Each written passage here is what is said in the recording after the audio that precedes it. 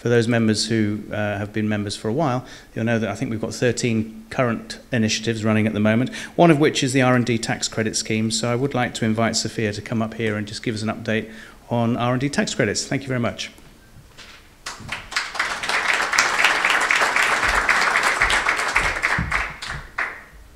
Hi everyone, I'm Sophia, I'm from Kene Partners. So let's see, oh, there we go.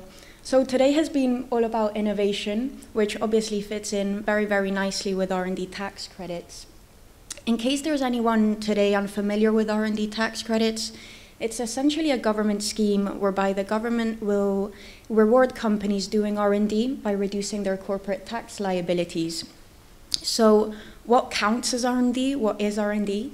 The HMRC defines R&D as any project that seeks to achieve an advance in the field of science and technology through the resolution of scientific or technological uncertainty, which is obviously a pretty awful definition. It's very, very wordy.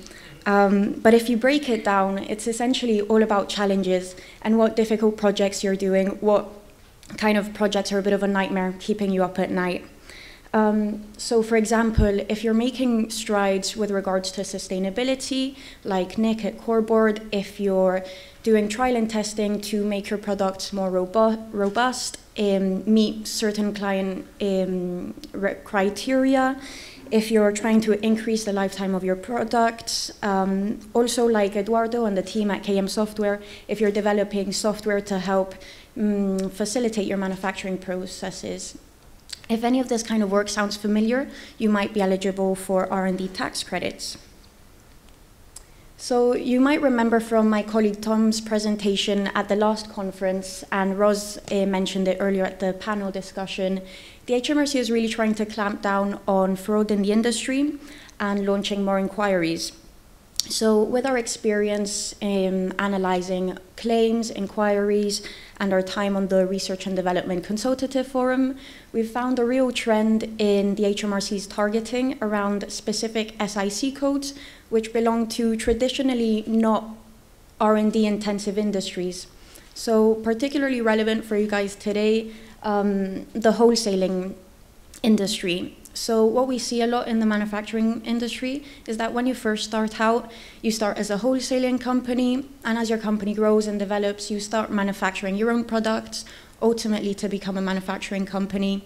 But updating your SIC code is never top of your priority, so you never really go do that. So if you're thinking about submitting an R&D claim, or if you're in the process of doing so, we really recommend double checking that your SIC code is up to date and accurately reflects the nature of your activities.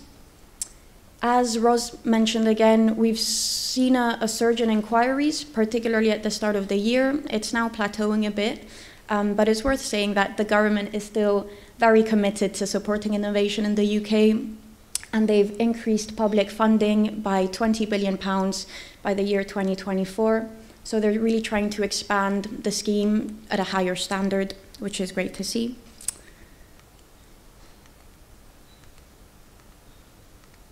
It's been great chatting to a few of you throughout the day about your claims, doing a bit of a health check. If you haven't had the opportunity to do so yet, we really recommend you doing a health check on your R&D claim, just to make sure your advisor isn't underperforming in any of these 4 key criteria we tend to look at when assessing a company's claim. So if you want peace of mind, a second opinion on your R&D claim, do get in touch for a complimentary review.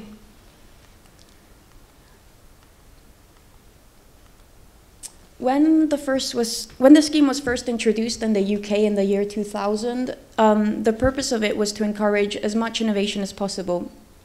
Our goal as R&D advisors is for you to get your benefit as soon as possible so that it can be reinvested to fuel further innovation. But from a company's perspective, what do R&D tax credits look like?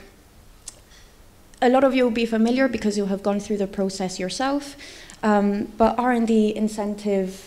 R&D tax credit relief can be more employees, can be new machinery, expanding your company's capabilities, can be investing or building new software to further support your company, and generally just having the confidence, the comfort, and the ability to carry on taking on these difficult projects. So the scheme is going through a period of significant change and significant growth, and as with anything, when restrictions and complexity increases, it's always best to have the support of a specialist. So again, if you're already claiming, or if you've never really looked into R&D tax credits before, do get in touch if you've got any questions or concerns. You met Roz earlier on the panel. My colleague Gabby is also in the audience.